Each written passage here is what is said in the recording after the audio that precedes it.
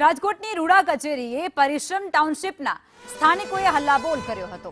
Kalavad road પર આવેલી પરિશ્રમ સોસાયટીના આશરે 200 જેટલા લોકો એ રજૂઆત કરવા માટે રૂડા કચેરીએ પહોંચ્યા હતા।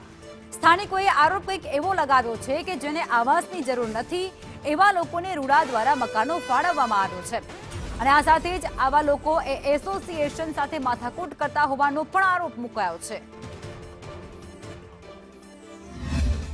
શું કહેશો, કોણ તમને હેરાન પરેશાન કરે છે, શું માંગ થવાની? સાહેબ, પેલા તો મારું નામ નિલેશભાઈ મહેતા, પરિશ્રમ સોસાયટીમાં છેલ્લા 4 વર્ષથી આ સેવા આપું છું।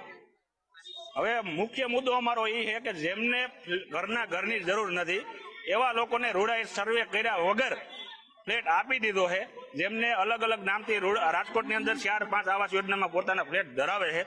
હવે એ લોકો પરિશ્રમ સોસાયટીમાં 784 પરિવારને દુઃખી કરવા માટે 400 મહિને આવે અને પ્રમુખ ઉપપ્રમુખ મંત્રી ખજાનસી મેન બોડી સાથે નજીવી બાબતે ડખો કરી પોલીસ ફરિયાદ કરી અને તંત્ર બગાડે એનો ફ્લેટ કેન્સલ થાય એ માટે અમે આવ્યા છીએ। વિજયભાઈ ગોંડલ પણ અમારે પ્રમુખ છે ને આજે વિંગના છે, અમારે ઈ જ જોઈશે કેમ કે એનું કામ સરસ છે। જો ઈ લોકો મૂકી જાય ને તો અમે બધા હેરાન થઈ જશું, બીજું કઈ નહીં।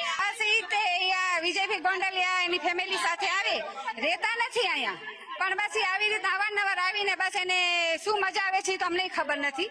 પણ આખી સોસાયટીને હમણાં અમારે પાઇપની લાઈન અમારે પાણીની તકલીફ હતી એટલે એક વિંગમાંથી બીજા વિંગમાં અમારે મેઇન ગેટ ઉપર પાણીની સગવડ દેવામાં આવતી હતી।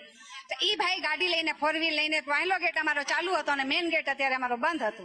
તો વાય ગેટથી આવ્યા ખરા, પણ જાતી વખતે એને ખબર જ છે આ ગેટ બંધ છે તો એને અહીંયાથી જવાય જ નહીં ને। કેમેરામેન માધવ ભટ્ટ સાથે મયુર સોની, સંદેશ ન્યૂઝ, રાજકોટ।